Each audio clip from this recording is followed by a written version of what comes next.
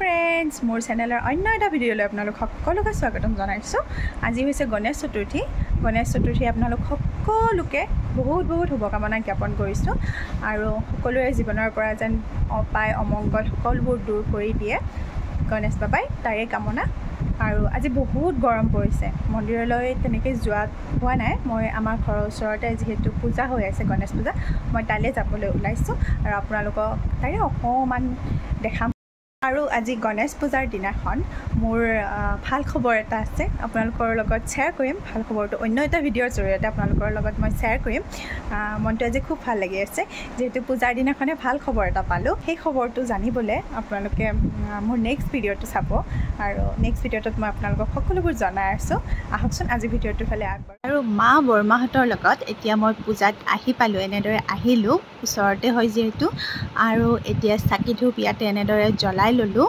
বহুত গৰম দিছে, চাকিখিনি জ্বলাওঁতে চকু পূৰা পানী ওলাই আছিলে, চকুত পূৰা ধূপৰ ধোঁৱাই ধৰিছে মোক। তথাপি ঈশ্বৰৰ ওচৰত প্ৰাৰ্থনা এনেদৰে জনালোঁ।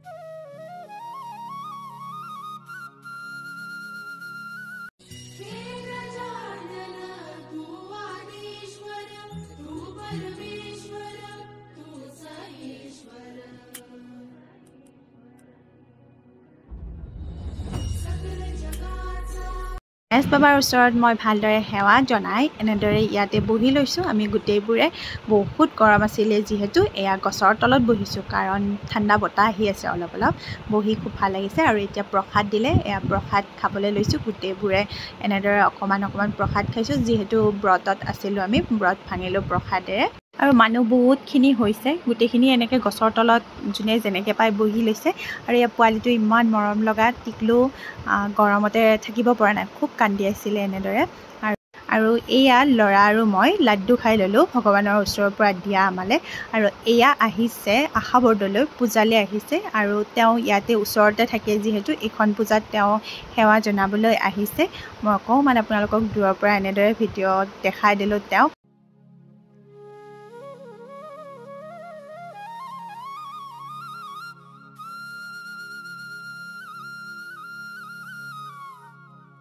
আৰু এতিয়া পূজাৰ ভোগ খাবলৈ এনেদৰে সকলোৱে শাৰী পাতি ৰৈছে। ময়ো বাৰু ইয়াতে আছোঁ। ইমান গৰম দিছে, বহুতখিনি সময় ৰ'ব লগা হ'ল আৰু উপায় নাই। আৰু অৱশেষত মই বহিলোগৈ আৰু এতিয়া ভোগ দিলে। ভোগখিনি আচলতে বহুত সোৱাদ লগা আছিল। আৰু ভগৱানৰ পৰা দিয়া এই ভোগখিনি সঁচাই এনেও সোৱাদ হয়, বহুত সোৱাদ হয় পূজাৰ ভোগ। আৰু আপোনালোকক এটা বস্তু দেখাওঁ, চবকে ডাঙৰবোৰে এনেকৈ বিলোৱা দেখা পায়। এই কণমানি এজনীয়ে ইমান কান্দি আছিল, চাবচোন, তাইও ইমান ধুনীয়াকৈ চবকে অকণমান অকণমান কিবা নহয় কিবা এটা দি গৈছে।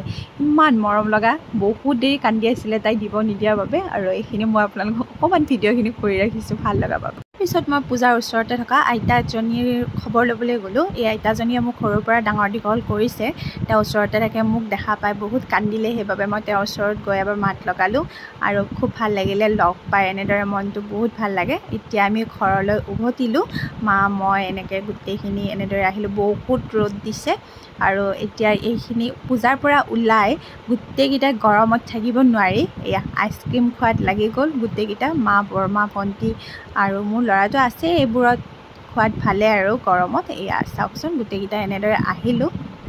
এতিয়া আহি পাই গ'লোঁ ঘৰ। আৰু আজিৰ ভিডিঅ'টো এইখিনিয়ে আছিল। যদি আপোনালোকে ভাল পালে লাইক কমেণ্ট শ্বেয়াৰ কৰিব। আকৌ নতুন ভিডিঅ' এটাৰ সৈতে আপোনালোকক লগ পাম। আজিলৈ এৰিছোঁ সকলোকে, বাই বাই।